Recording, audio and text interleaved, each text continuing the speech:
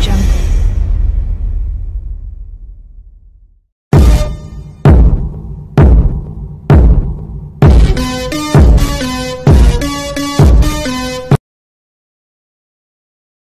Soyez tous salués dans le puissant nom de notre Seigneur Jésus. Comme je le dis toujours, c'est le nom qui a été donné au-dessus de tout nom et c'est le seul nom qui peut sauver un homme. C'est le seul nom qui a été donné qui peut sauver un être humain. Alors, sachant très bien que l'être humain a été créé à l'image de Dieu et l'homme a été créé de façon invisible. Alors, Dieu voulut que l'homme soit visible pour dominer sur toute la création. Qu'est-ce que ça signifie? Ça signifie que Dieu voulait que son image, le représentant de son image, soit le dominateur de tout ce qui est visible. C'est la raison pour laquelle il forma un corps à l'homme, à Adam. Alors, il forma un corps à Adam et Adam prit possession de toute la création, étant comme le maître de toute la création de son Dieu. Alors, si Dieu est esprit, nous savons très bien qu'il est écrit que Dieu est esprit. Et là où se trouve l'esprit, se trouve la liberté. Cela signifie que si vous avez l'esprit de Dieu en vous, alors vous êtes libre. Vous êtes affranchi, vous devenez libre. Et en ce moment, vous quittez de la position d'esclave à fils de Dieu. Fils de Dieu par adoption. Pourquoi adoption? Par la foi. Ce n'est pas par la chair. Par la chair, nous pouvons être fils de la perdition. C'est pour ça que Israël n'est pas la nation.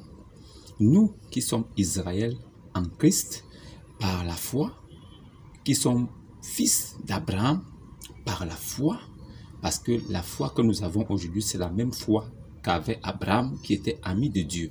Alors, si Abraham avait cette foi, et il était ami de Dieu, alors nous aussi, si nous avons la même foi, nous devenons amis de Dieu, dans le même sens. Donc, nous devenons fils de Dieu et nous ne pouvons pas être esclaves de Dieu, plutôt fils de Dieu. Alors, dans cette position, nous sommes les maîtres de la création, nous sommes l'œuvre parfaite de Christ, de Dieu, du Messie.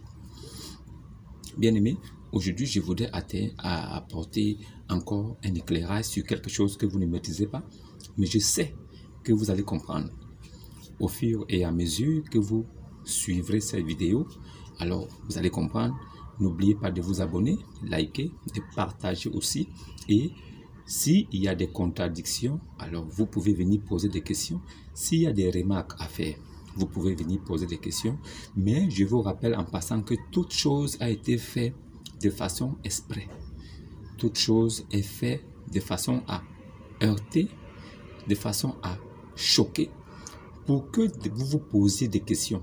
Alors, ne faites pas comme ceux dont le livre dit que s'ils ont des doutes sur certaines choses, ou s'ils ont des incompréhensions sur certaines choses, alors qu'ils se taisent et qu'ils vivent avec ça.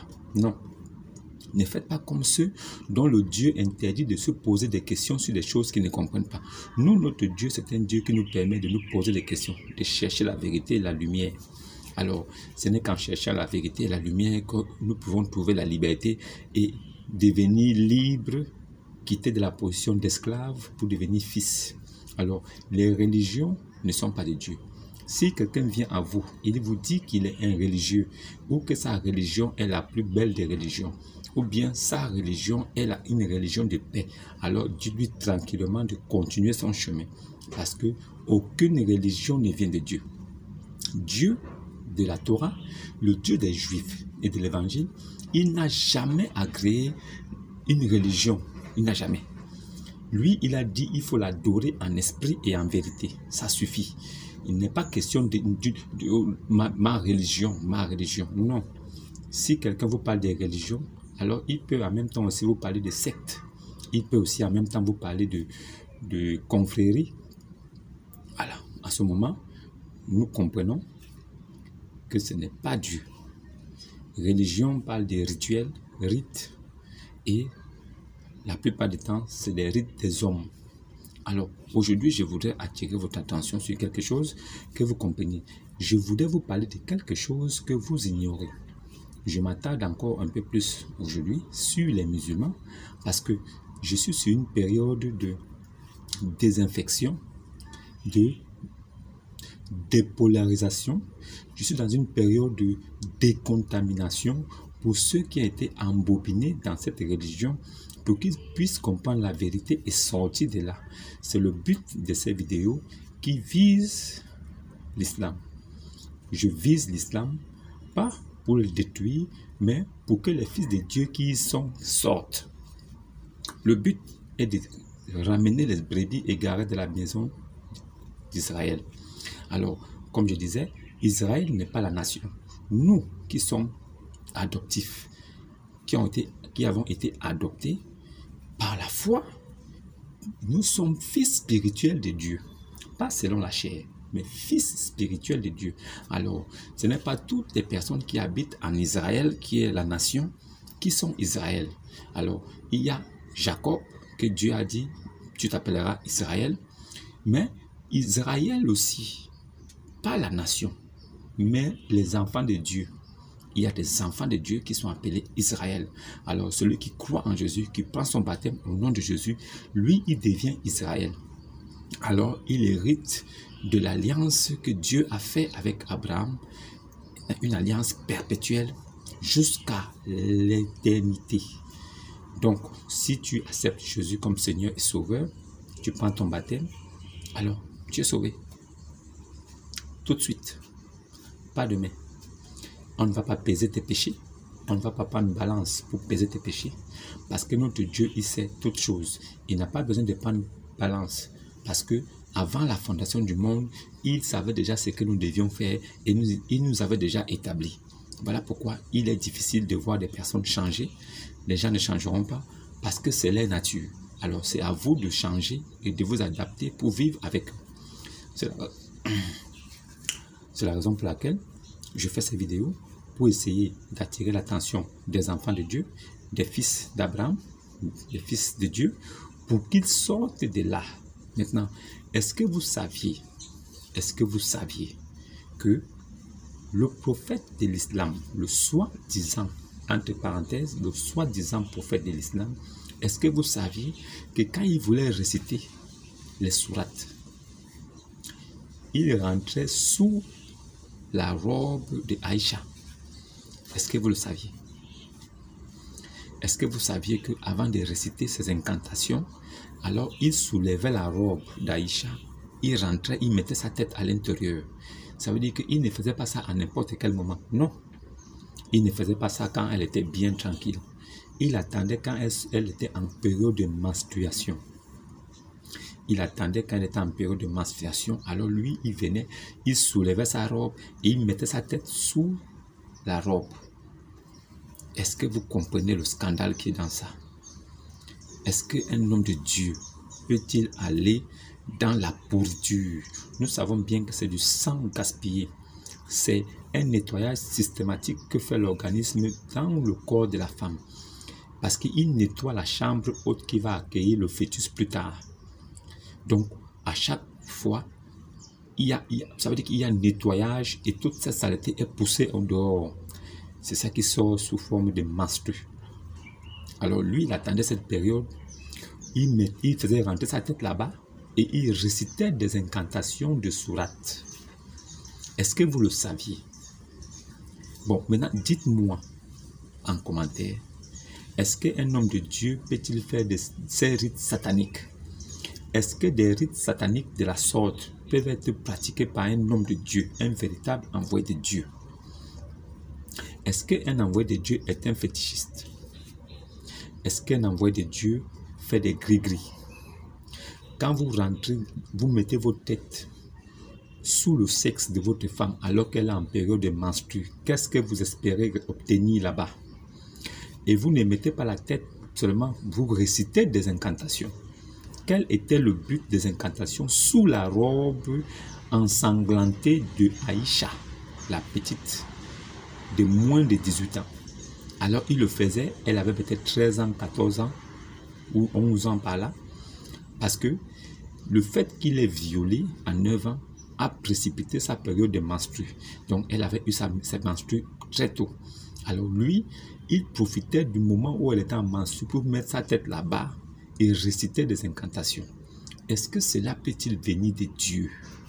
C'est la question que je pose aujourd'hui. Parce que mon but à moi, c'est d'amener à chaque fois des révélations sur celui que vous appelez prophète, modèle parfait. Et je vous rappelle en passant que le modèle parfait de Al-Coran, c'est Issa. Le modèle parfait du Coran, c'est Issa, Jésus. Le Jésus fabriqué des Arabes, là, c'est lui le modèle parfait. Il est certes vrai que le Issa du Coran n'est pas le Jésus de la Bible. C'est vrai.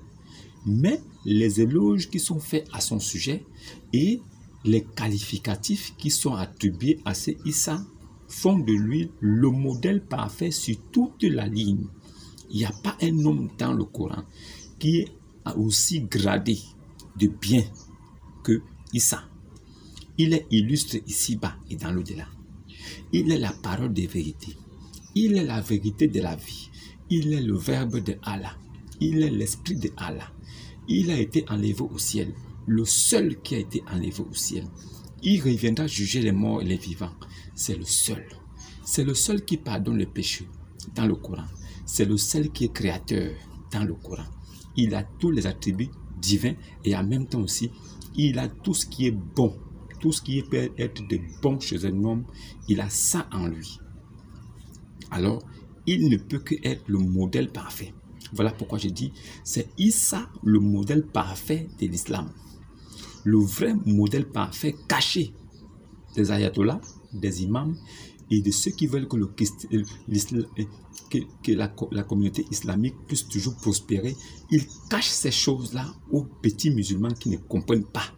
Alors, si tu es musulman et que tu es jeune et que tu n'as pas compris, ça veut dire que je t'exhorte à faire des recherches. Ça veut dire que je te demande, s'il te plaît, fais des recherches pour chercher à comprendre et à savoir qui était ce prophète que tu suis. Fais des recherches pour le connaître. Si tu le connais et tu connais sa doctrine, tu connais sa vie, je crois qu'à partir de cet instant, tu peux décider de le suivre. Comme nous avons appris ce que Jésus a fait. Nous avons connu sa vie, ses enseignements. Alors, nous avons décidé libéralement, délibérément de le suivre parce que ce qu'il a fait et ce qu'il représente en tant qu'homme et en tant que Dieu nous plaît et nous l'avons suivi. Alors, vous suivez un homme qui a passé son temps à faire les choses les plus abominables de la terre. Vous le suivez parce que votre religion satanique, parce que la religion n'est pas de Dieu, dit que lui, il est le modèle parfait. Alors, on commence à cacher toutes ces mauvaises choses. Il n'a que fait du mal, il n'a pas fait du bien.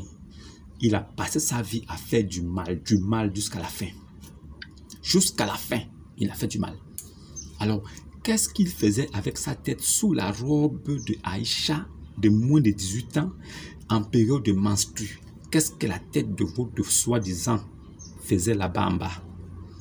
Et il récitait des incantations diaboliques. Qu'est-ce que sa tête faisait sous la robe d'Aïcha en période de menstru? Ça, c'est la question que je vous pose. J'attends vos réponses. Vraiment, ne tardez pas. J'ai besoin de ça pour vous mettre un marteau sur la tête. Vraiment. Et paix et salut sur vous, les vivants. On dit paix et salut sur les vivants. Paix et salut sur vous, les vivants. Pas sur les morts. Celui qui dit paix et salut sur les morts, c'est un maudit. Paix et salut sur vous, les vivants. Et que la lumière de Jésus-Christ vous touche. Shalom et à demain.